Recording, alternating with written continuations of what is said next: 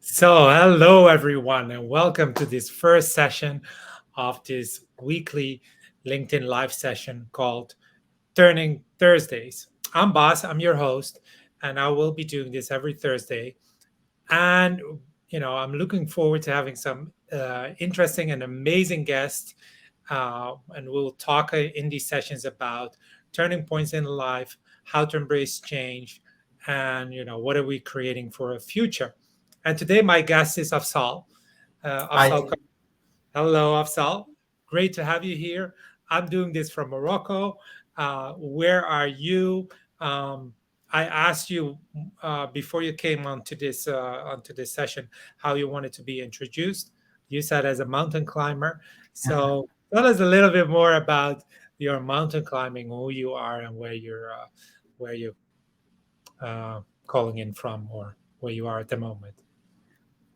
okay. Yeah, I mean, at the moment, I am in Rotterdam in the Netherlands, so that's where I'm calling from. But in 2 weeks, I will not. And just to continue that conversation for you, mountain climber. It's not that I call it myself during my daily life, but I have really a passion for mountain climbing. And in 2 weeks, I'll be going up to the Matterhorn. For those of you who know it, for of you who don't, you know the Toblerone chocolate. There's a logo on the Toblerone chocolate with the mountain on it, and that is the mountain that I'm going to climb in 2 weeks. Yeah, you told me also that this is one of the, well, boys, this is a very challenging mountain, right? Um, but this show is about like turning points in life, um, and I'm just curious, what is like one like turning point in your life that you would like to share with us, and what impact that had on you? Well, the biggest one I can confidently say is when I got my burnout. So back in 2017, just a little bit background of myself, I started studying business. I work and still live at M, but I work as an accountant, as an external auditor for one of the big four companies, for those of you who know it. So kind of corporate in that section, and it's quite normal to work 50, 60 plus hours in what we call the busy season. So I've done this for many years, but in 2017, I worked myself up so much that I got a burnout. And I never experienced this before. What is a burnout? Like it's not like you break a leg, but I started asking myself questions like, okay, but why am I doing this? Do I want to do this until I'm 70? I really was questioning the meaning of life. And as I was recovering from that burnout, I started asking myself, like, but okay, is this what I want to continue? Is this where I'm going? So that was really a turning point in my life where I kind of took a pause, in a sense, and asked myself, where do I want to go? Okay, so like in your burnout period, was there a specific turning point now looking back where you made the decision that you wanted to do things differently, or Not necessarily in the burnout period, because in the burnout period, myself, I was just frustrated, honestly. Like, why does this happen to me? And I hate this. I wish I never had a burnout. I was actually really mad and frustrated and tired.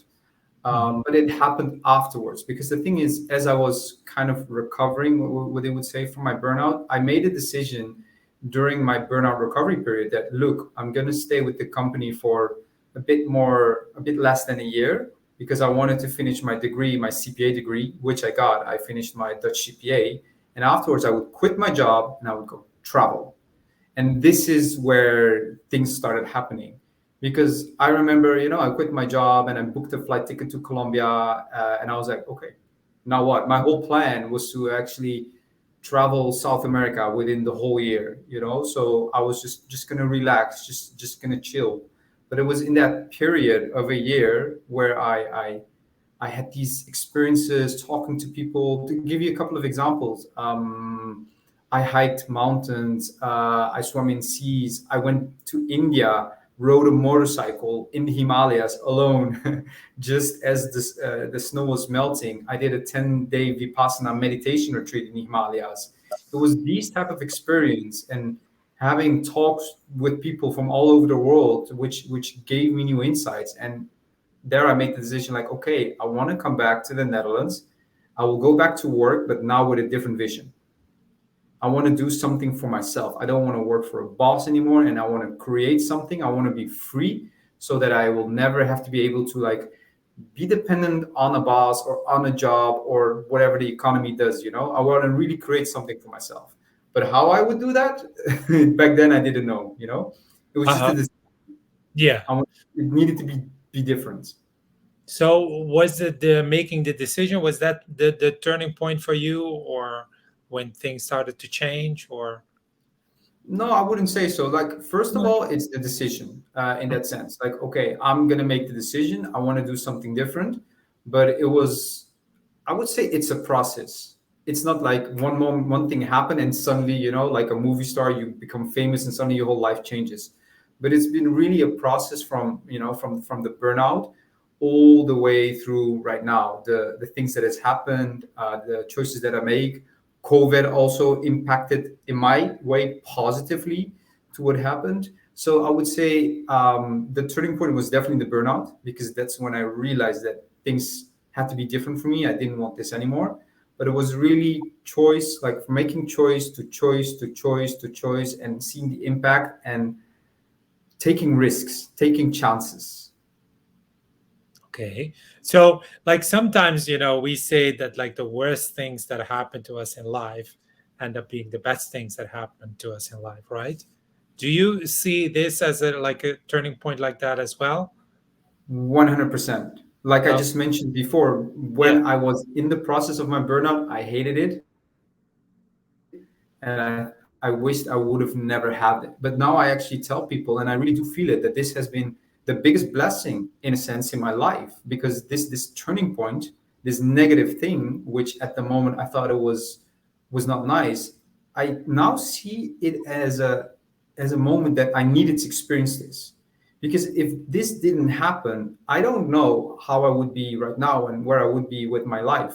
Maybe I would have continued that path. Maybe I'll be working corporate still, working 60, 70 hours, and like not taking care of my health and my mental health. So I really do believe with a lot of things that slowly I can see now with the proof that the failures, as we would call them, Yeah, are yeah, actually blessings in disguise. And really, it's a point of learning. I believe if I don't do anything with that, it doesn't mean anything. I will not have learned from something. But with every failure, like in this sense, my burnout, if I learn something from it, if I do things differently, then it actually teaches me something. It's not easy though. Oh, no, no, and that's where I want to bring in the next section. You know, this burnout, and you said it before, like, um, you did not how or what you were going to do like next. And Mm. sure, you had like a desire for things to be different and to change things.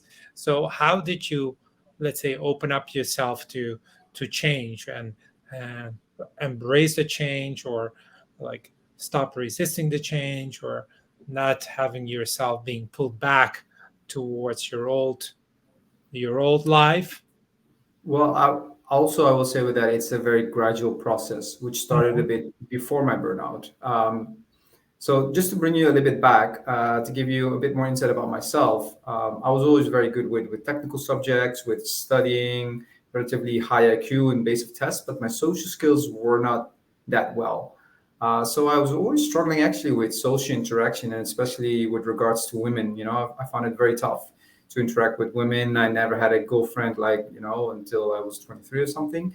So this was a major pain point in my life. So just before my burnout, a friend of mine, he referred me to a coach, a relationship coach.